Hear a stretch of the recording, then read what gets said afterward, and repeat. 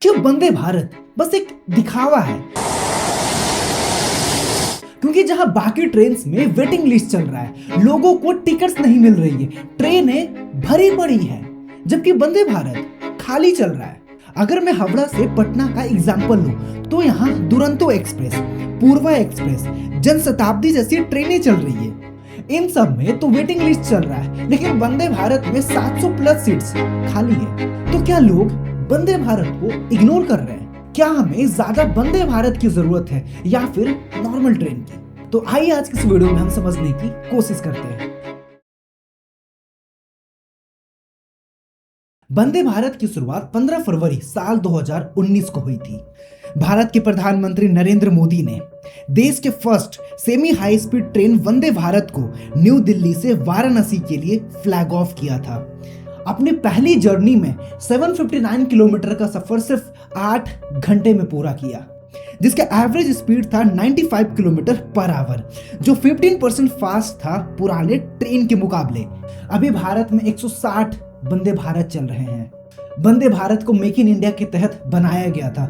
मतलब आपको proud feel होगा कि जहां बाकी देश में एक सेमी हाई स्पीड ट्रेन को बनाने में 300 से 500 करोड़ रुपए का खर्च आता है, जबकि भारत ने सिर्फ 115 से 120 करोड़ रुपए में वंदे भारत को बनाया, जिसमें ऑटोमेटिक डोर्स लगे हुए हैं, big information screen, better air suspension, bio vacuum washroom जैसा एरोप्लेन में होते हैं, 180 डिग्री रोटेटिंग सीट।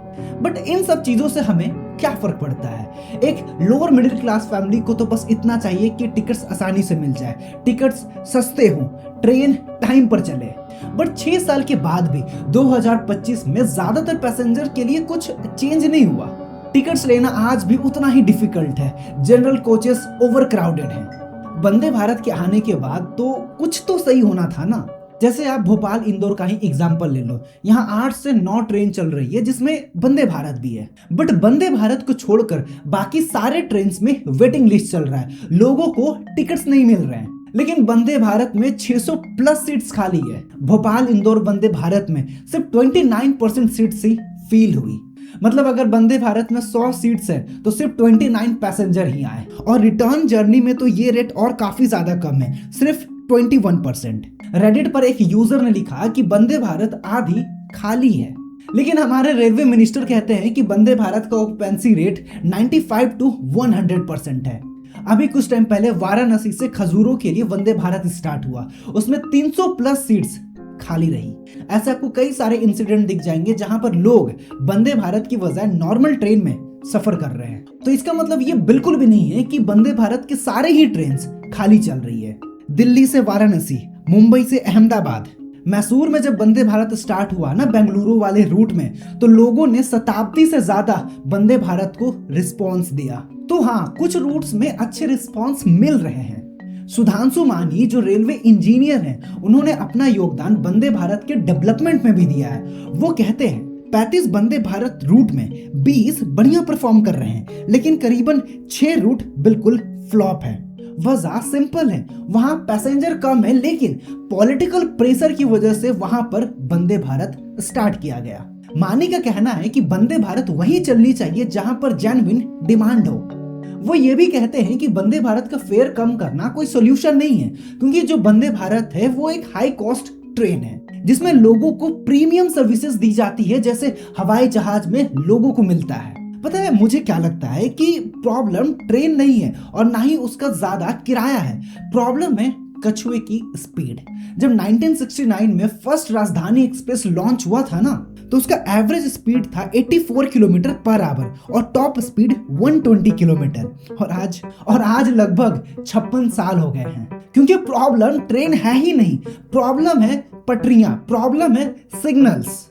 ये जो पटरियां हैं ना, ये हाई स्पीड के लिए बनी ही नहीं है।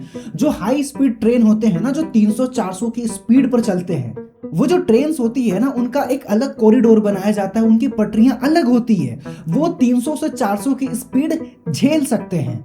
और ये ना रातों रात नहीं हो सकता है, इस पर काम चल रहा है। मुंबई से अहमदाबाद के लिए हाई स्पीड रेल बनाए जा रहे हैं, जहां पर 350 किलोमीटर प्रति घंटे की रफ्तार से ट्रेनें चलेगी। देखिए अभी के टाइम पर जो हमारी पटरियां हैं ना, वो जंगलों से होती जाती है, वो मार्केट से होती हुई जाती है, वो गांव से, शहर से होती है, जहां पर लोग पटरियों पर ऐसा ही क्रॉस करते हैं। कोई पटरियों के बगल में घर बना कर रह रहा है और उसी पटरी पर 300 से 400 की स्पीड में ट्रेन चल रही है। तो जरा सोचिए क्या होगा फिर आगे। तो होगा ये कि जितना लोग स्टेशन पर डिपार्चर नहीं करेंगे ना, उससे ज्यादा तो लोग भगवान के पास डिपार्चर करेंगे।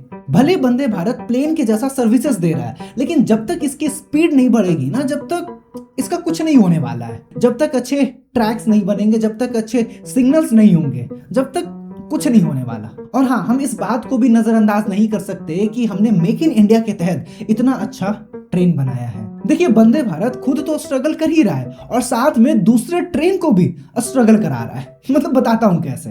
क्योंकि वंदे भारत एक प्रीमियम ट्रेन है और जो बाकी ट्रेन होती है ना, नॉर्मल ट्रेन, एक्सप्रेस और सुपर फास्ट, इस तरह की ट्रेन या फिर मालगाड़ी, तो क्या होता है ना कि एक वंदे भारत को क्रॉस कराने के लिए इन सारे ट्रेन को साइड में कर दिया जाता है। तो क्या होता है ना कि मैं संपर्क क्रांति से ट्रैवल कर रहा था, तो मैं नोटिस करता हूँ ना कि ट्रेन रुकी हुई है, आसपास में कोई स्टेशन भी नहीं था, किसी ने चैन पुलिंग भी नहीं की थी। तो मैं अंदर ही अंदर सोचने लगा कि ट्रेन क्यों रुकी हुई है। जब मैं सोच रहा था तो मैं देखता हूँ कि वंदे भारत 130 की स्पीड में क्रॉस करता है।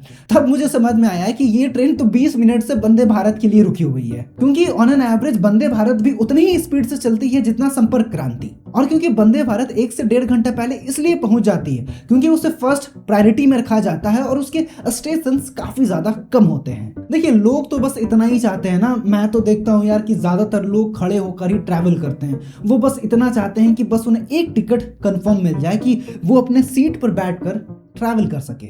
We need more Vande Bharat और मोर नॉर्मल ट्रेन। तो भैया इसका सीधा सा जवाब है, हमें दोनों ट्रेन चाहिए। जैसे फाइनेंशियल ईयर 2019 से लेकर 2024 तक इंडियन रेलवे ने 6500 से ज्यादा कोचेस ऐड किए। एक स्पेशल प्रोग्राम के तहत 10,000 नॉन एसी कोच बनाए जा रहे हैं। आपको यह बात शायद ही पता होगा कि रेलवे के पूरे फ्लीट में जो कोचेस है ना, उसमें सबसे ज्यादा नॉन एसी कोच हैं 70%। 82,000 कोचेस में 57,000 कोचेस। आज के टाइम पर एक मेल एक्सप्रेस में 22 कोचेस होती है, जिसमें 12 नॉन एसी और 8 एसी कोचेस। मतलब हमें दोनों ही जरूरत है, वंदे भारत भी और जनरल कोचेस भी। और कोई चमत्कार तो नहीं हुआ कि हम रात में सोए और सुबह उठे तो देखिए हमारी पटरियां काफी ज्यादा अच्छी हो गई, ये ट्रेन की संख्या काफी ज्यादा बढ़ गई है। और मैं जेन्युइन कह रहा हूं कि भारत में लोगों की डिमांड भी पूरी नहीं की जा सकती है। बताता हूं कैसे। रांची से पटना के लिए 2 ट्रेन डेली चलती है, सुबह में कोसी एक्सप्रेस और दोपहर में जनशताब्दी एक्सप्रेस। रांची से पटना का जो किराया है ना, वो कोसी एक्सप्रेस में 140 रुपए है और जनशताब्दी में 170 रुपए है। यहाँ से 30 रुपए का फर्क है, आप यहाँ ना अच्छे से समझना। और कोसी एक्सप्रेस के कंपैरिजन में जनशताब्दी काफी अच्छी ट्रेन है। ये चेयर कार है, ये टाइम पर चलती है, इसमें अच्छे सर्विसेज दी जाती है। अब आप सुनिए सबसे मजेदार बात। फॉर एग्जांपल अगर मुझे रांची से अगर पटना जाना हो ना, तो मैं 24 घंटे में टिकट बुक कर सकता हूँ जनशताब्दी में, और कोई तत्काल में नहीं, नॉर्मल टिकट। लेकिन कोसी एक्सप्रेस में आपको टिकट ही नहीं मिलेगा। तो क्या लोग 30 रुपए एक्स्ट्रा नहीं दे सकते एक अच्छा ट्रेन के लिए, जो टाइम पर चलती हो, साफ सुथरा हो, वहां अच्छी सर्विसेज दी जा रही हो? या फिर बात यह है कि वो 140 रुपए भी नहीं दे सकते, मतलब उन्हें आदत हो गई है बिना टिकट ट्रैवल करने की। जरा आप ये डाटा देखिए, 2022-23 में 3.6 करोड़, 2023-24 में 2.6 करोड़। ये वो लोग हैं जो बिना टिकट ट्रैवल करते हुए पकड़े गए। ये तो जब टीटी ने पकड़ा तब पता चला कि इनके पास टिकट नहीं है, लेकिन ज्यादातर जनरल कंपार्टमेंट में और स्टेशन पर टिकट तो चेक होता ही नहीं है। तो जरा सोचिए, अगर सारे स्टेशन पर, सारे जनरल कंपार्टमेंट में अगर टिकट चेक किया जाए तो मुझे लगता है कि आधा से ज्यादा के पास तो टिकट ही नहीं मिलेगा। और कुछ लोग तो ऐसे भी होते हैं ना, जो जनरल का टिकट लेकर राजधानी में ट्रैवल कर रहे होते हैं, और कुछ ऐसे भी जो जनरल का टिकट भी नहीं खरीदते और एसी कंपार्टमेंट में बैठकर सफर करते हैं। चालू टिकट है? क्या टिकट है? क्या टिकट है आपके पास? आप फर्स्ट एसी में चढ़े कैसे हैं?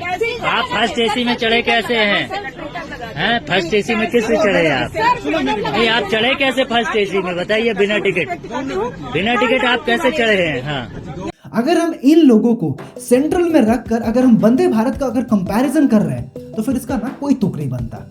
तो आप मुझे कमेंट करके बताओ कि प्रॉब्लम रेलवे है या फिर लोग हैं। तो आशा करता हूं कि वीडियो आपको इन्फॉर्मेटिव लगी हो। तो मिलते हैं अगले वीडियो में एक नया टॉपिक के साथ, और वीडियो देखने के लिए आपका दिल से शुक्रिया।